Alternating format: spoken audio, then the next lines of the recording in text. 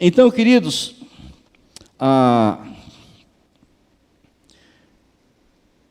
o anjo chega para Gideão, e Gideão está malhando o trigo no lagar.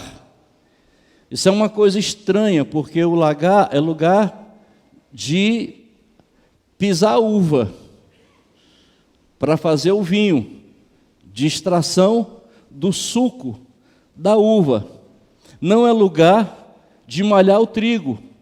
O que é que significava? Significava que ele estava escondido, fazendo alguma coisa escondido, porque sabia que a qualquer momento viria os inimigos e, mais uma vez, iria tirar deles o seu sustento. Então, essa era a situação do povo de Israel.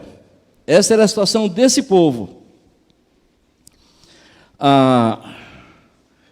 E quando eu penso em todas as coisas que aconteceram em relação a Gideão, sabe, queridos, isso traz tantas lições para as nossas vidas.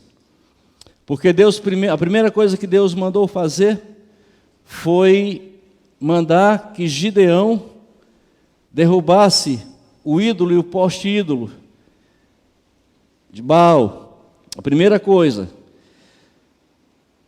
Só que não era só derrubar o ídolo e o poste ídolo, tinha que também fazer um sacrifício e edificar um altar ao Senhor nosso Deus. E tinha que apresentar aquele altar, o segundo boi, o boi de 7 anos, para sacrificar ao Senhor. Agora, paz, meus irmãos, tudo estava acontecendo já há 7 anos. O boi tinha 7 anos, seria sacrificado a Baal.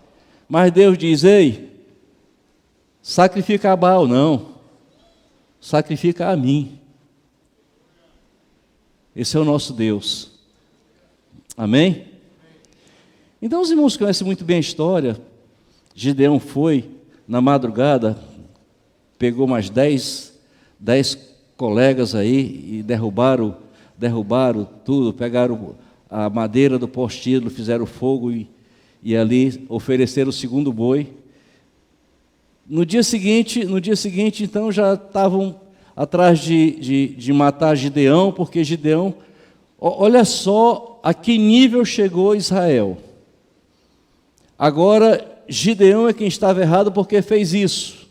Mas nesse momento, parece que acordou o pai de Gideão e disse: que Baal contenda, que Baal reaja. Se ele é Deus, ele quem venha e reaja. Mas como diz o Salmo 115, que aqueles que têm olhos, mas não veem, têm nariz, mas não cheiram, têm mãos, mas não apalpam, pés, mas não andam, tornar-se-ão igual a esses, aqueles que o adoram. Sabe, queridos, então, Gideão, ele obedece o Senhor, sacrifica o segundo boi, que estava sendo cuidado para oferecer a Baal, e agora ele sacrifica, e aí começa o projeto de Deus na vida de Gideão. Para quê? Para livrar da mão dos inimigos, que eram os midianitas, os amalequitas e o povo do Oriente. Aqui começa Diante disso, Gideão, ora, eles não eram guerreiros. E Gideão faz uma convocação, porque Deus falou para Gideão o seguinte: liberta o povo. Foi isso que Deus falou para Gideão. Lá em Juízes 6,14. Virou-se o Senhor para ele e lhe disse: vai nesta tua força e livra a Israel da mão de Midian. Porventura não te envio eu?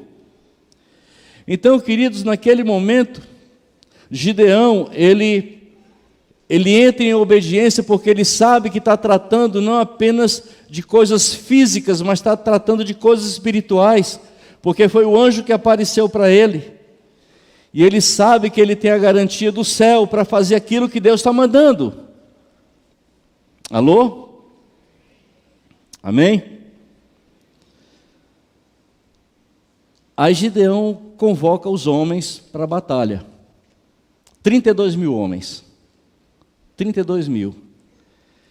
É interessante que existia aproximadamente 135 mil soldados, homens peritos em guerra, homens acostumados a batalhar, que faziam parte desses povos, Midian, os amalequitas e do Oriente.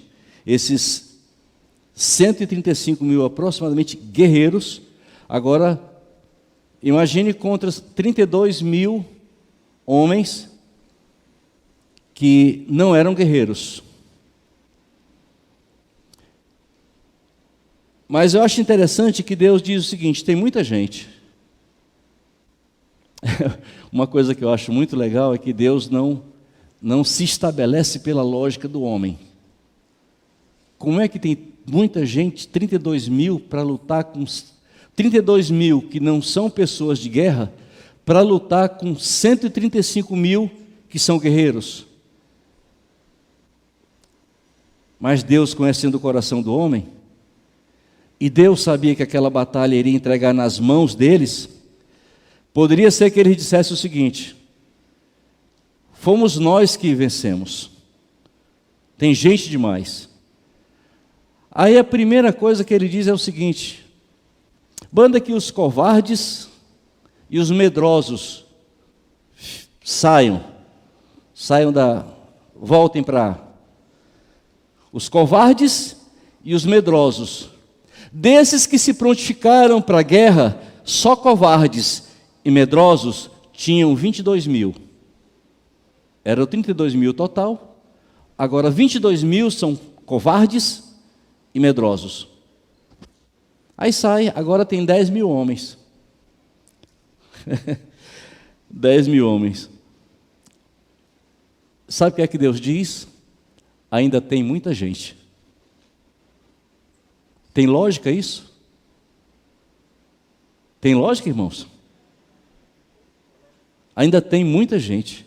10 mil homens que não são guerreiros para lutar com cerca de 135 mil guerreiros. Aí Deus prepara aquela prova, aquele teste lá na água, lá naquele lago, ou rio, aquela fonte, e chegando ali,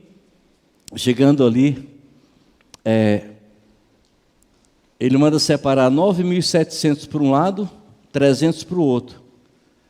Eu fico pensando que Gideão olhou os 9.700 e disse assim: não, acho que pelo menos está saindo só 300, mas Deus olha: Gideão,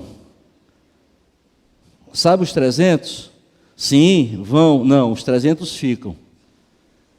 Os 9.700 vão. Agora, se não há lógica em uma batalha de 32 mil homens que não são guerreiros contra 135 mil que são guerreiros, muito menos lógica 10 mil homens que não são guerreiros contra 135 mil guerreiros. E o que acha de 300 homens contra 135 mil guerreiros? É coisa para doido, não é? Se a gente pensar, se tentar olhar num prisma humano, se tentar olhar lógica nisso, não existe. Não tem lógica nenhuma. Mas é porque Deus não trabalha com as nossas armas. Deus não trabalha com a capacidade natural do homem. Foi o probleminha que Davi teve quando chegou. Viu Golias ali desafiando o exército de Israel. E aí quando chegou para o rei, depois de toda aquela conversa, o rei disse: então está certo. Então bote pelo menos a minha vestidura, bota pelo menos os meus revestimentos aqui, a minha armadura. Não deu. não conseguiu nem sair. Porque as coisas espirituais, queridos, nós resolvemos de forma espiritual. A luta de Davi com Golias foi espiritual. Por isso, ele diz, Golias, tu vem contra mim com espadas e lanças, mas eu vou contra ti em nome do Senhor.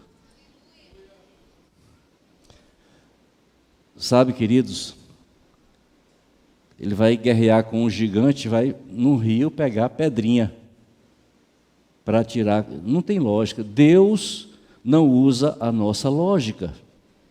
Amém?